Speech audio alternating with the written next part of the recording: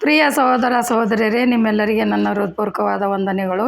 ಇವತ್ತಿನ ದಿವಸ ಕರ್ತನ ವಾಕ್ಯ ಯಾವುದಂದರೆ 2 ಸಮುವೇಲ 7:28 ಏನು ಹೇಳ್ತದಂದರೆ, ಕರ್ತನೇ ಯೆಹೋವನೇ, ನಿನ್ನ ಸೇವಕನಿಗೆ ಶ್ರೇಷ್ಠ ವಾಗ್ದಾನವನ್ನು ಮಾಡಿದ್ದಿ. ನೀನು ದೇವರಾಗಿರುತ್ತಿ, ನಿನ್ನ ವಾಕ್ಯವು ಸತ್ಯವಾದದ್ದು. ಆದ್ದರಿಂದ ನೀನು ನಿನ್ನ ಸೇವಕನ ಮನೆಯನ್ನು ಆಶೀರ್ವದಿಸು, ಸದಾಕಾಲವೂ ಅದರ ಮೇಲೆ ನಿನ್ನ ಕಟಾಕ್ಷವಿರಲಿ. ಹೌದು ದೇವರ ನಾಮಕ್ಕೆ ಸ್ತೋತ್ರವಾಗಲಿ. ಕರ್ತನಾದ ಯೇಸು ಕ್ರಿಸ್ತನು ಯಾವಾಗಲೂ ನಮ್ಮ ಮನೆಯ ಮೇಲೆ ಕಟಾಕ್ಷವಿಟ್ಟು ನಮ್ಮನ್ನು ಸುರಕ್ಷಿತವಾಗಿಡುವಂಥ ದೇವರಾಗಿದ್ದಾನೆ. ಅದಕ್ಕಾಗಿ ನಾವು ಪ್ರತಿದಿನ ಕುಟುಂಬವಾಗಿ ಗಂಡ ಹೆಂಡತಿ ಮಕ್ಕಳೆಲ್ಲರೂ ಸೇರಿ ದೇವರನ್ನು ಸ್ತುತಿಸಿ ಘನಪಡಿಸುವುದು, ಆರಾಧಿಸುವುದು ನಮ್ಮ ಕರ್ತವ್ಯವಾಗಿದೆ.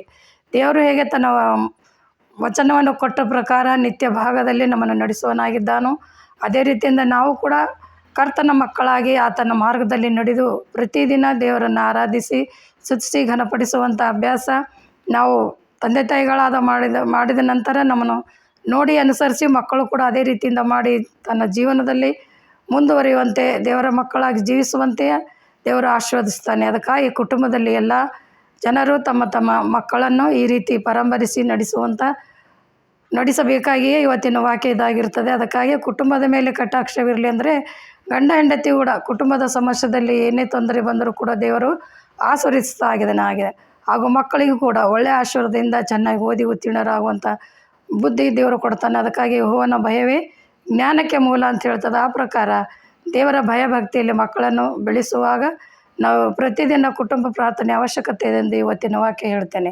ಅದೇ ಪ್ರಕಾರ ದೇವರ ಕಟಾಕ್ಷ ನಮ್ಮ ಕುಟುಂಬದ ಮೇಲಿಟ್ಟು ನಮ್ಮನ್ನು ಆಶೀರ್ವದಿಸಲಾಗಿದ್ದಾನೆ ಅಂಥೇಳಿ ವಾಕ್ಯ ಯಾವ ಥರ ಹೇಳ್ತದೆ ಆ ಥರ ನಡ್ಕೊಳ್ಬೇಕಾಗಿ ವಿನಂತಿಸಿಕೊಳ್ತೇನೆ. ಪ್ರಾರ್ಥನೆ ಮಾಡೋಣ.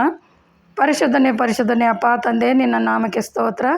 ಇವತ್ತಿನ ದಿನದಲ್ಲಿ ಕರ್ತನೆ ಕುಟುಂಬವಾಗಿ ಗಂಡ ಹೆಂಡತಿ ಮಕ್ಕಳೆಲ್ಲರೂ ನಿನ್ನನ್ನು ಸ್ತುತಿಸಿ ಘನಪಡಿಸುವಂಥ ಸಮಯ ಮನಸ್ಸು ಎಲ್ಲರಲ್ಲಿ ಕೊಡು. ನಿನ್ನನ್ನು ಸ್ತುತಿಸಿ ಆರಾಧಿಸುವಾಗ ನಮಗೆ ಬೇಕಾದ ಆಯುಷ ಆರೋಗ್ಯವನ್ನು ಕೊಟ್ಟು ನಮ್ಮ ಕುಟುಂಬವನ್ನು ಕಟಾಕ್ಷಿಸುವ ತಂದೆ ನಿನಗೆ ಸ್ತೋತ್ರ. ಯಾವಾಗಲೂ ನಿತ್ಯ ಭಾಗದಲ್ಲಿ ನಡೆಸುವ ತಂದೆ, ನಿನ್ನ ಒಂದೇ ನಾಮದಲ್ಲಿ ಬೇಡಿ ಹೊಂದಿದ್ದೇನೆ ರಕ್ಷಕ. ಆಮೇನ್.